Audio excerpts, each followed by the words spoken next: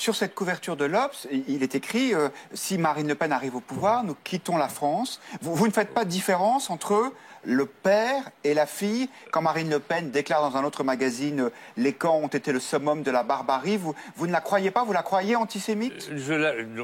Je crois que d'un côté, il y a la diabolisation, de l'autre côté, la dédiabolisation, et le Front National ratisse large. Vous dites chacun Maintenant, il y a une chacun crise. Apparemment, il y a une crise, et de toute façon, on est gagnant dans cette crise parce que... Comment cela?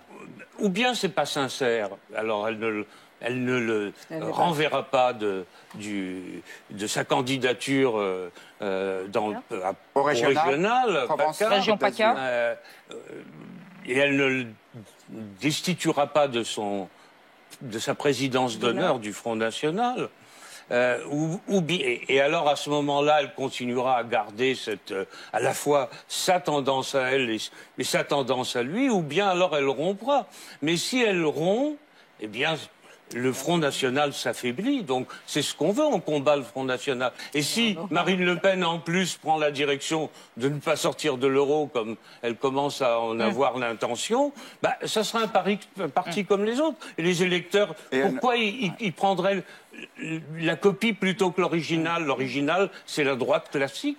Donc, ils voteront pour la droite classique, en tout cas une partie d'entre eux. Il y a cet antisémitisme d'extrême droite. Il y a aussi un antisémitisme chez une partie, vous dites bien une partie dans une interview à l'agence France Presse, des jeunes de banlieue. Et vous dites il faudrait peut-être relier la Shoah à l'aspect meurtrier de la colonisation pour mieux faire comprendre la solution finale et les déportations des Juifs à ces jeunes. Mais est-ce qu'il n'y a pas un risque de relativisation, là, c'est-à-dire de mettre sur le même plan Hitler et les colonisateurs français? C'est montrer quand même que, disons, cette violence inouïe qui s'est déferlée sur les Juifs pendant la guerre, eh bien, elle vient de quelque part. Elle vient de la guerre elle-même, mais elle vient aussi de la colonisation où les Européens ont appris à tuer, à opprimer, et les premiers génocides, les héros, ce sont les Allemands de 1900 qui l'ont commis.